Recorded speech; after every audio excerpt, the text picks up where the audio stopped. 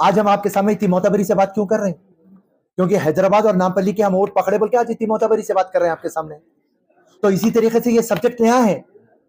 Congress party को 6 महीने पहले पता चला बाद एक कॉन्स्टिट्यूएंसी कर्नाटका की, बेंगलुरु की, महादेवपुरे पे वर्कआउट हुआ। इसी तरीके से हर जगह पे वर्कआउट करना है। कम से कम एक कॉन्स्टिट्यूएंसी के वोट पकड़ना बोले तो आप कम से कम 4 से 5 महीने होता। कैसा पकड़ेंगे वोट? आपका जो बीएलए है, आपका बूथ लेवल जो एजेंट है, उन्हें हर घर फिर के डेटा लाने का है और उसको डेटा देना जरूरी भी नहीं है ना।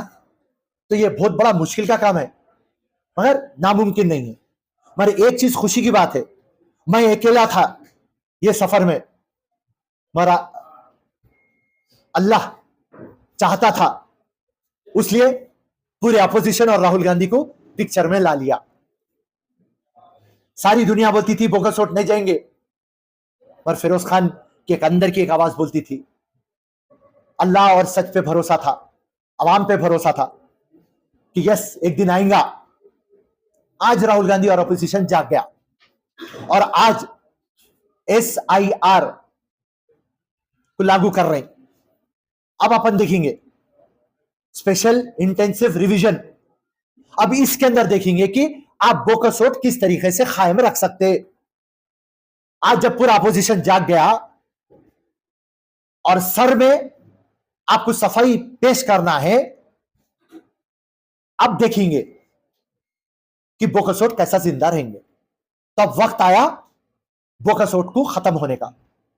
और हम ये चाहते, ये हमारी लड़ाई पर्सनल नहीं है, हम ये चाहते कि फेयर फ्री इलेक्शन हो, ट्रांसपेरेंट इलेक्शन हो, अल्लाह की मर्जी, अवाम की मर्जी, कौन जीतना है जीतने दो, मगर ईमानदारी का इलेक्शन हो। हक के वोटों से कोई जीते, हराम के वोटों से ना जीते। और आज जो तकलीफ हम उठा रहे हैं, आने वाली नस्लें, आपकी बेटी, आपका बेटा, आपका भाई, ये मुश्किलात से नहीं गुजरना। और ये हिंदुस्तान है, हिंदुस्तान की बुनियाद है, ये आप बुनियाद को खत्म कर दे रहे हैं। ये करप्शन कैसा है? मदर ऑफ ऑल करप्शन है ये, इलेक्ट्रल करप्शन। बोकस वोट डलवा ले रहे आप, लिस्टों में बोकस वोट है। अरे चीफ इलेक्शन कमीशन को मैनेज कर ले रहे आप। बताया कितने फर्जी वोट हैं, इसलिए चीजें हैं, उस पर क्या कहना है? ऐसे है ना, दिल जले आशिक बहुत होते हैं, दिल के अरमा आंसुओं में बह गए। तो अब कोई 4-4 मर्तबा लड़के हारता है, उसके बावजूद भी अगर MIM को बोलता है तो वाकई में MIM बहुत बड़ी ताकत है। इलेक्शन कमीशन बनाता है वोटर लिस्ट, हाँ, आपको ऑब्जेक्शन का टाइम है, आप ऑब्जेक्शन भी नहीं करते, नंबर 1। वोटर लिस्ट फिर आती है, आप देखते नहीं। ये अचानक ऐसा है ना कि ये इलेक्शन के कीड़े हैं जो इलेक्शन से पहले उठ जाते हैं और इलेक्शन के बाद सो जाते हैं। हाई कोर्ट से इनको रिलीफ नहीं मिलता है, हाई कोर्ट गए 2-2 मरतबा, शायद 3 हाई कोर्ट रिलीफ नहीं मिला। एक साहब तो इनका नाम लेना नामुनासिब है क्योंकि वो कांग्रेस में थे, बीजेपी में चले गए, वो सुप्रीम कोर्ट गए, वहां भी कुछ नहीं हुआ।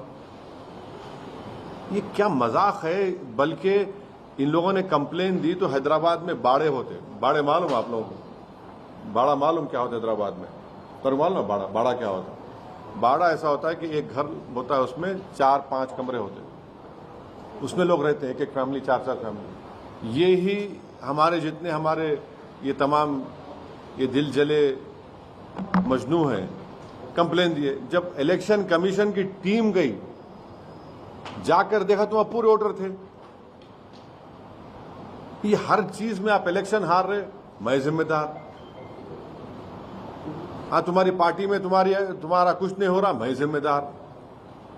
हाँ, तुम्हारे घर में मुर्गी अंडा नहीं दी, मैं जिम्मेदार। तुम घर में लाके भैंस को रखे, वो दूध नहीं दे रही, मैं जिम्मेदार। तो मैं कहां तक जिम्मेदारी लूंगा?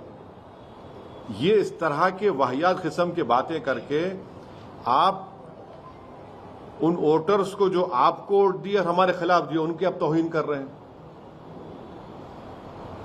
वोटर निकल के वोट डालता है, आप उनकी तौहीन कर रहे हैं। और फिर जब SIR होगा तो तुम क्या करोगे बोलो? आप देखिए, ये 2 चीजें यहां पर, एक नंबर 1 एक SIR और एक वोटर लिस्ट। मेरे को सबसे बड़ी फिक्र एसआईआर क्यों रही है। अब एसआईआर जब होगा तेलंगाना में होगा, अगर किसी का नाम नहीं आएगा तो ये लोग क्या करेंगे।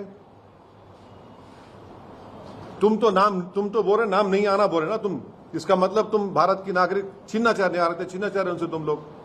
अरे मेरी मुखालिफत करना है तो करो, मगर किसी का तुम सिटीजनशिप पे क्वेश्चन क्यों उठा रहे।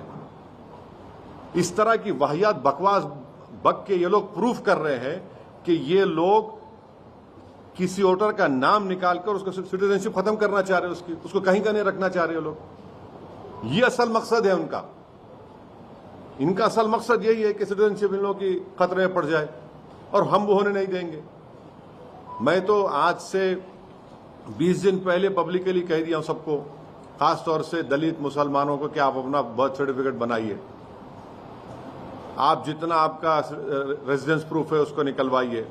क्या बोलते हिंदी में, कौन सा पत्र बोलते हैं उसको हिंदी में, जन्म प्रमाण पत्र बनाइए। तीसरा, आपके ने पैसे है तो पूरी फैमिली का पासपोर्ट बनाइए। और जो कोई भी वोटर लिस्ट की डेट तेलंगाना में इलेक्शन कमीशन देगा, जैसा बिहार में दिया 2002 की, जो भी देगा, हम इस ऑफिस से उसको वोटर लिस्ट को लेंगे, घर घर हम जाएंगे और किसी का भी नाम कटने नहीं देंगे इंशाअल्लाह, जो जेन्युइन वोटर है, जो भारत का नागरिक है। ये लोग तो इनको फिक्र ही नहीं है ना। देखिए, आदमी में एक विजन होना चाहिए, कुछ सोच होना चाहिए। आप इस तरह की बात करके तो एसआईआर से खतरा पैदा कर रहे हैं आप। तो ये इनका मामला है।